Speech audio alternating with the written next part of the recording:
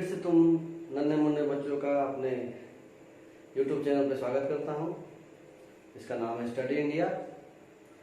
और ये आज जो हम पढ़ने जा रहे हैं वो इंटीजर्स क्लास 7 का लेक्चर नंबर 3 होगा। ठीक है, अभी तक हमने पढ़ा है कि addition property of integer, subtraction property of integer. तो आज हम क्या पढ़ेंगे?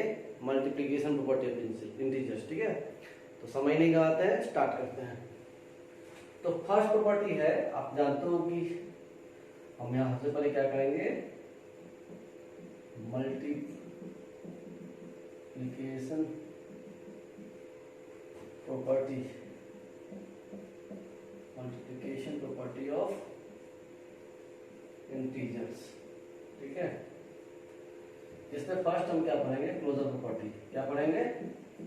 Closure property. जी हाँ, यानी अब हम जो क्लोजर प्रॉपर्टी पढ़ेंगे वो मल्टीप्लिकेशन के लिए होगा। ठीक है, तो क्या कहता है closure property?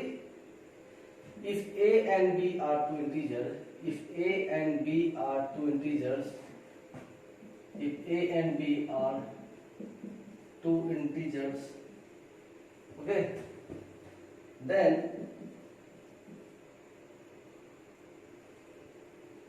their multiplication, then their multiplicative result is also an integer, is also an integer. For example, let a and b are two integers, let a and b are two integers, then a into b is equal to c, where c is also an integer, where c is also an integer. जैसे कहने का मतलब है कि अगर a और b two integers हैं, then there multiplicative result, यानी जब हम उनको मल्टीप्लाई करके जो रिजल्ट आएगा तो हमारा वो भी क्या होगा? एक इंटीजर ही होगा। एग्जांपल के लिए मैंने क्या माना कि a एंड b दो इंटीजर हैं, और अगर हम मल्टीप्लाई कराएं देन a इंटू b अगर हम कराते हैं तो हमें वहां से c नंबर निकलेगा, c इंटीजर निकलेगा। ठीक है, और इंटीजर भी क्या है? नंबर है। ठीक है, तो जहां c क्या होगा? एक इंटीजर ही होगा। ये नहीं कि c रेशनल नंबर आ जाएगा, ऐसा नहीं है। c फ्रैक्शन आ जाएगा, ऐसा नहीं है। अगर a इंटीजर है, b इंटीजर है, तो उनका मल्टीप्लिकेशन भी क्या होगा? एक इंटीजर ही होगा। तो इस मल्टीप्लिकेशन का क्लोजर प्रॉपर्टी ये कहता है हमको। ठीक है, तो अधिकतर केस में हमें क्लोजर प्रॉपर्टी वही मिलती है जिन चीजों का हम अध्ययन कर रहे होते हैं, जिन चीजों को स्टडी करते हैं। जैसे हमने पढ़ रहा अभी हम पढ़ क्या रहे हैं? इंटीजर। तो इनका a इंटू b जो होगा वो c जो भी निकलेगा वो भी एक इंटीजर होगा।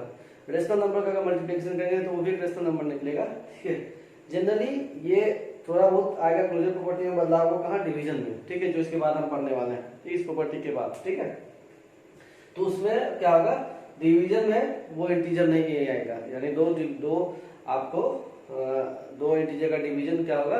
वो आपको एक इंटीजर नहीं होगा। ठीक है, लेकिन उससे पहले एडिशन करो, सब्ट्रैक्शन करो, चाहे मल्टीप्लिकेशन करो, इन तीनों में आपको चाहे किसी का भी केस हो तो लगभग उनके सारे के केसों में आपको क्या मिलेगा?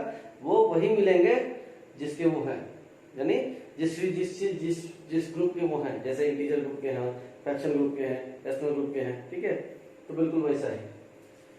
तो एग्जांपल हम अगर जैसे 2 ले लो a की जगह पे, 3 लेते हैं b की जगह पे, तो 2 इंटू 3 क्या होगा? 6। तो देखो a2 है, b3 है, 6 को हम एक अलग नाम देंगे ना, a b तो देंगे नहीं, तो c क्या हो गया? 6 क्या हो गया? c, और 6 क्या है? एक इंटीजर है। ठीक है, वैसे ही सेकंड प्रॉपर्टी क्या पढ़ेंगे? Commutative property. Commutative property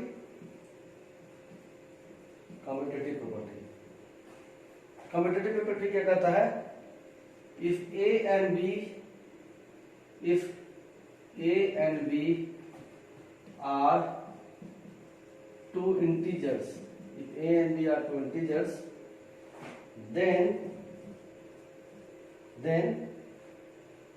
a into b is equal to b into a। यानी कह रहा है a और b आपके दो इंटीजर्स हैं, तो उस केस में a into b उतना ही होगा जितना कि b into a। एग्जाम्पल के लिए देखो, a की जगह पे 2 ले लो, b की जगह पे 3 ले लो, और b की जगह पे फिर 3 हो गया 2, रिजल्ट देखो दोनों का क्या होगा, सेम होगा। तो यही क्या बोल रहा है, ये कौन बोल रहा है, ये आपको बोल रहा है कम्यूटेटिव प्रॉपर्टी ऑफ इंटीजर्स। ठीक है, थर्ड में अब आएंगे हम। थर्ड हमारा है एसोसिएटिव प्रॉपर्टी। बिल्कुल आपको ये सीरियल याद भी होना चाहिए, पहला हम काम करते हैं कोजा, फिर दूसरा कम्यूटेटिव, फिर तीसरा एसोसिएटिव, तो थर्ड आ गया हमारा एसोसिएटिव। और कम्यूटेटिव में जब हम पढ़े हैं तो उसको हम कह सकते हैं ए और बी दो इंटीजर है, तो उनको किसी भी ऑर्डर में मल्टीप्लाई किया जाए तो रिजल्ट सेम होगा, है ना। कुछ ऐसा भी इसके साथ है, लेकिन तीन इंटीजर वाले केस में। तो ले जब एसोसिएटिव प्रॉपर्टी क्या कहता है इंटीजर का, कि if a b and c are three integers, if a and b c are three integers, ठीक है, then a into b into c is equal to a into b into c। क्या कर रहा है आपको ये एसोसिएटिव प्रॉपर्टी कि अगर a b c हमारे पास तीन इंटीजर हैं, तो वैसे केस में a into b into c, है ना, यानी a into b into c is equal to उतना ही होगा जितना कि a into b into c। ठीक है, यानी फर्स्ट में मैंने क्या रखा है कि मैंने a को बाहर लिया, b into c को ब्रैकेट में लिया, a into b किया, फिर ब्रैकेट में अलग c को लिखा। ठीक है, कहने का मतलब आपको पता है बॉडमास बड़े हो गए तो हम ब्रैकेट का यूज पहले करते हैं। तो कहता है चाहे आप किस ऑर्डर में भी तीन इंटीजर को मल्टीप्लाई कीजिए, ठीक है, आपका रिजल्ट में कोई चेंजिंग नहीं आएगा। तो आप देख सकते हो a की जगह 2 मानो, b की जगह 3 मानो, c की जगह 4 मानो। ठीक है, तो देखो बॉडमास के हिसाब से, ठीक है, हालांकि यहाँ इंटू नहीं भी दूंगा तो कोई दिक्कत नहीं, लेकिन आप बच्चे को समझ में नहीं आ रहा है, इस वजह से मैंने यहाँ दे दिया इंटू। ठीक है, अगर मैं नाम ही दूं तो ब्रैकेट के आगे क्या था, इंटू का ही साइन होता है। ठीक है, तो कंफ्यूजन ना हो आप लोगों को, इसलिए मैंने तो पहले ब्रैकेट का काम करेंगे। 4 into 3 12, 2 3 जा 6, क्योंकि इधर ब्रैकेट पहले इन दोनों में, ये दोनों नंबर पहले ब्रैकेट में है, तो पहले इसका काम किया, नेक्स्ट स्टेप में हम आगे का काम करेंगे।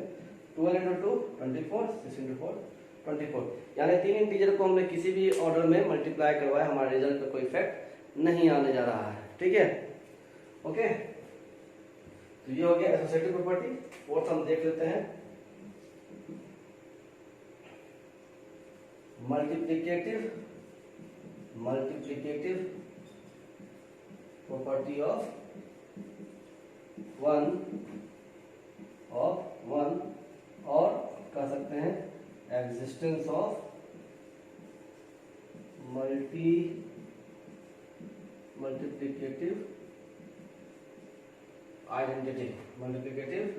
आइडेंटिटी। ठीक है, तो मल्टीप्लिकेटिव प्रॉपर्टी ऑफ वन और एग्जिस्टेंस ऑफ मल्टीप्लिकेटिव आइडेंटिटी। ठीक है, जैसे हमने पढ़ा था एग्जिस्टेंस ऑफ एडिटिव आइडेंटिटी, वैसा ही कुछ है ये। यानी इसमें भी जिस जो इंटीजर को भी हम मानेंगे, ए बी सी जो भी हम मानते हैं, उसके दूसरे नंबर के मल्टीप्लिकेशन के साथ जो भी यहाँ देखने जा रहे हैं, जब हम उसे मल्टीप्लाई कराएंगे तो दिए गए गिवन इंटीजर में यानी ए में कोई बदलाव नहीं होगा। कंफ्यूजन की जरूरत नहीं है। इसमें बोल क्या रहा है, मल्टीप्लिकेशन प्रॉपर्टी ऑफ वन और एग्जिस्टेंस ऑफ मल्टीप्लिकेटिव आइडेंटिटी क्या कहता है कि for any integer a there exists an integer 1 such that a into 1 या 1 into a कर लो, आपको रिजल्ट में क्या आएगा, ये ही आएगा। कहने का मतलब क्या हुआ कि किसी भी इंटीजर a के लिए एक इंटीजर 1 एग्जिस्ट करता है। ठीक है, हर एक कोई भी ए इंटीजर के लिए बशर्ते वो ए क्या हो, 0 नहीं हो। ठीक है, देयर एग्जिस्ट एन इंटीजर 1, वहां क्या करता है, एक इंटीजर 1 एग्जिस्ट करता है। ठीक है, उन सब के लिए कुछ इस तरह से कि अगर ए को मल्टीप्लाई कर दिया जाए उस 1 से, या 1 को मल्टीप्लाई कर दिया जाए उस इंटीजर से, तो भी रिजल्ट में कोई चेंजिंग नहीं आएगा। आया, ये दोनों केस में हमको ए ही मिलेगा।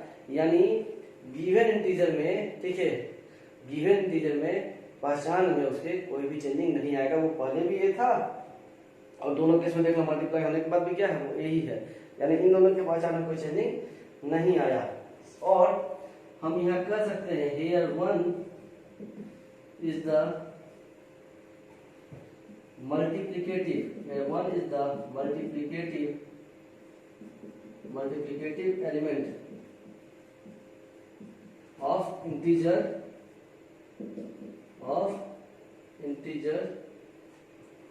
or one is the multiplicative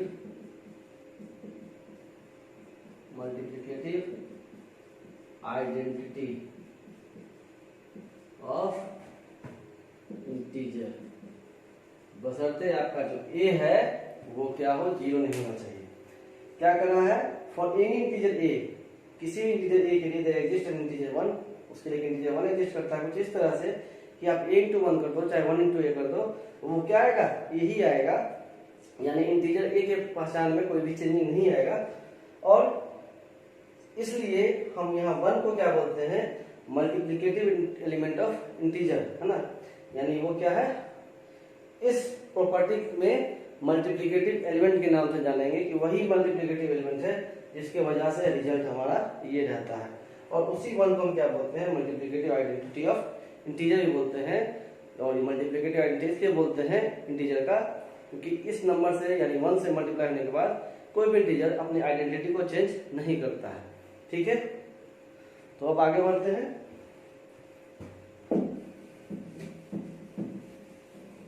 अब हम पढ़ेंगे मल्टीप्लिकेटिव प्रॉपर्टी ऑफ 0। क्या पढ़ेंगे, मल्टीप्लिकेटिव प्रॉपर्टी ऑफ 0। ठीक है, तो मल्टीप्लिकेटिव प्रॉपर्टी ऑफ 0 क्या कहता है कि मल्टीप्लिकेटिव प्रॉपर्टी क्या कहता है, मल्टीप्लिकेटिव प्रॉपर्टी ऑफ 0 क्या कहता है,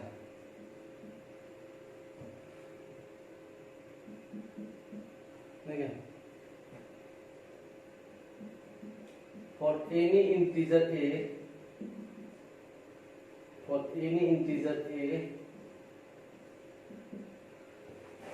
a into 0, 0 into a is equal to क्या होगा, 0 हो जाएगा।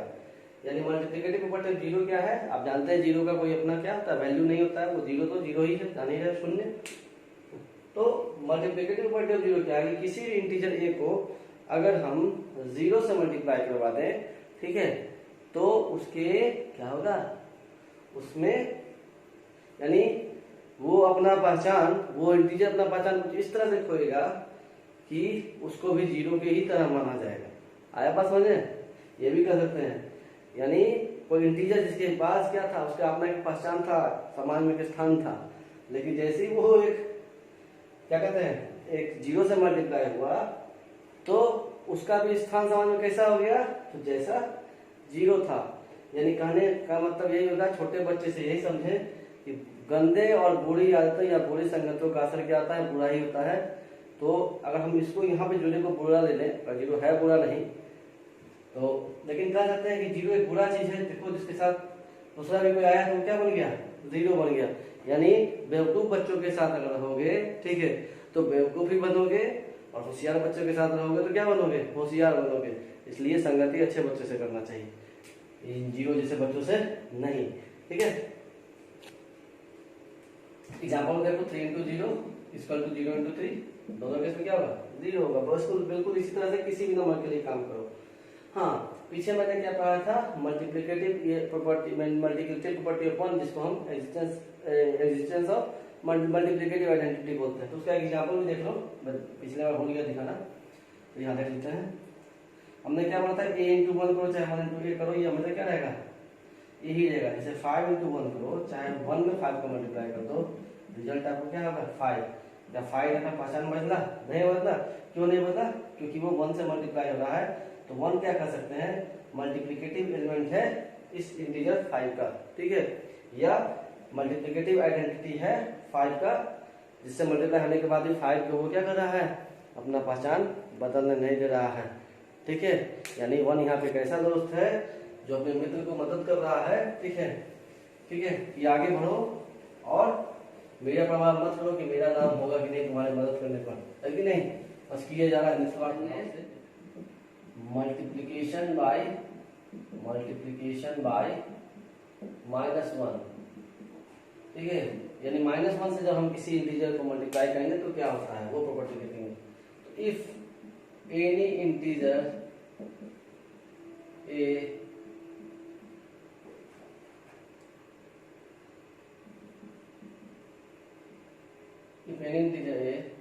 when multiplied by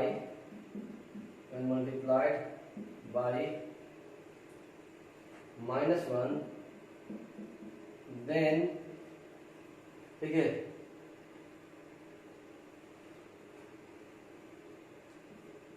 a into -1, या फिर हम कह दो कि इक्वल टू -a, यानी किसी भी इंटीजर a के लिए जब हम उसको मल्टीप्लाई करेंगे, यानी कोई भी इंटीजर a जब मल्टीप्लाई होता है -1 से तो रिजल्ट में क्या आएगा -a, या -1 में अगर हम किसी इंटीजर को मल्टीप्लाई करा दें तो फिर भी वो क्या होगा -a होगा। यानी वो इंटीजर क्या होगा, यानी -1 में किसी भी इंटीजर को मल्टीप्लाई कराते हैं तो इंटीजर का क्वांटिटेटिव वैल्यू चेंज नहीं करेगा, लेकिन उसका नेचर चेंज हो जाएगा। वो पहले पॉजिटिव में था तो अब क्या में आ जाएगा, नेगेटिव में हो जाएगा। यानी छोटे शब्दों में कहें, if any integer a when multiplied by -1 then we get the negative of the integer, same integer, ठीक है।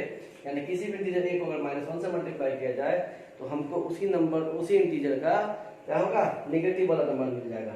फिर चाहे आप a को इंटू -1 कीजिए, चाहे -1 इंटू a, यानी किसी भी ऑर्डर में अगर आप -1 से मल्टीप्लाई करते हैं तो रिजल्ट में आपकी कोई बदलाव नहीं होगा, क्योंकि ऐसे भी हम जानते हैं कि कम्यूटेटिव लॉ क्या है, सेम होता है मल्टीप्लिकेशन के लिए, ठीक है। यानी कम्यूटेटिव लॉ फॉलो होता है, कहने का मतलब ये है। एग्जांपल देख सकते हैं, 3 इंटू -1 इक्वल टू -3 और -1 इंटू 3 इक्वल टू क्या होगा -3, ठीक है। अब हम एक लास्ट पढ़ेंगे इसमें मल्टीप्लिकेशन में, इसके बाद हमारा मल्टीप्लिकेशन खत्म हो जाएगा। वो क्या है कि डिस्ट्रीब्यूटिव प्रॉपर्टी ऑफ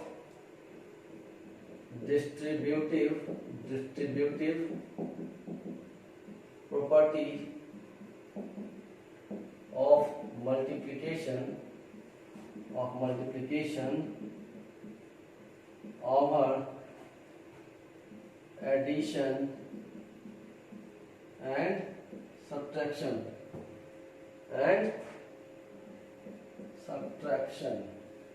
ठीक है। ये क्या कहता है, फॉर एनी इंटीजर, यानी for any integer a, b and c we have a into b plus minus c is equal to a into b plus minus a into c। यानी मैंने दोनों को हमने डिस्ट्रीब्यूटिव प्रॉपर्टी ऑफ एडिशन और distributive property of subtraction को एक ही मर्ज कर दिया है। आप चाहो तो अलग अलग भी लिख सकते हो, एक बार इसी फॉर्मूले को आप प्लस के साथ लिख लो, एक बार माइनस के साथ लिख लो, मैंने एक ही साथ लिख दिया है, ठीक है। तो इसमें कंफ्यूज नहीं होना है। यानी इसको अगर हम तोड़ना चाहें अलग अलग प्रॉपर्टी के केस में तो a into B plus C equal होगा a into B plus a into C. ये देखो मैं तोड़ के बता रहा हूँ। फिर अगर माइनस के लिए बात करें तो a into B minus C is equal to a into B minus a into C. यही कहता है क्या कि डिस्ट्रीब्यूटिव प्रॉपर्टी ऑफ मल्टीप्लिकेशन और एडिशन और सब्ट्रैक्शन यही कहता है कि आप a into B plus C करते हो तो वो उतना ही होगा जितना कि a into B plus a into C. अगर कब, जब डिस्ट्रीब्यूटिव प्रॉपर्टी ऑफ एडिशन की बात कर रहे हो और जब डिस्ट्रीब्यूटिव प्रॉपर्टी ऑफ सब्ट्रैक्शन की बात कर रहे हो तो a into B minus C equal to उतना ही होगा कि a into B minus a into C, ठीक है। एग्जाम्पल से देखना चाहो तो a को मान लो 5, b को मान लो 4, c को मान लो 3। इसकी बात मैं कर रहा हूँ 5 into 4 plus 3 is equal to 5 into 4 plus A का वैल्यू मैंने कितना दिया है 5 इंटू 3, ठीक है। तो 7 20 प्लस 15 7 5 35 इक्वल टू 35। तो बिल्कुल वैसे भी ये भी हो जाएगा, माइनस वाला भी देख लो, दोनों में चेंज हुआ क्या। यानी आप ऐसे भी कर सकते हो, ऐसे भी करोगे तो रिजल्ट वही आएगा, ऐसे भी करोगे तो रिजल्ट यही आएगा। यानी डिस्ट्रीब्यूटेड लॉ ऑफ एडिशन और सब्ट्रैक्शन फॉलो होता है इंटीजर्स के केस में। तो ये तो मैंने एग्जांपल बता दिया आपको एडिशन का। अब देख लेते हैं सब्ट्रैक्शन का एग्जांपल। 5 इंटू 4 माइनस 3, तो 5 इंटू 4 माइनस 5 इंटू 3। तो देखो 5 into 1 is equal to 20 minus 15। 5 into 1 5, 20 minus 15 5। तो उम्मीद है कि समझ में आ गया इंटीजर्स। अब हमारा नेक्स्ट टॉपिक क्या होगा, डिवीजन ऑफ इंटीजर्स के बारे में। तो अगर कोई प्रॉब्लम होगा तो मुझे कमेंट सेक्शन में रिप्लाई जरूर देना, या व्हाट्सएप में मैसेज कर सकते हो दिए गए नंबर पे। व्हाट्सएप नंबर है 7279994546 या 9199937589, ठीक है। ठीक है, तो अब आप सब आज की क्लास को मोबाइल को थोड़ी देर में 10 सेकंड के बाद गेम खेल सकते हो। क्यों, अभी तक तो मोबाइल का यही इस्तेमाल हो रहा था ज्यादा, है कि नहीं, लेकिन अब थोड़ा सा स्टडी के लिए भी हमको यूज करना है, ठीक है। तो उम्मीद करते हैं क्लास अच्छा लगा होगा तो अपने स्कूल के फ्रेंड्स को भी शेयर करना, ठीक है। Bye, take care.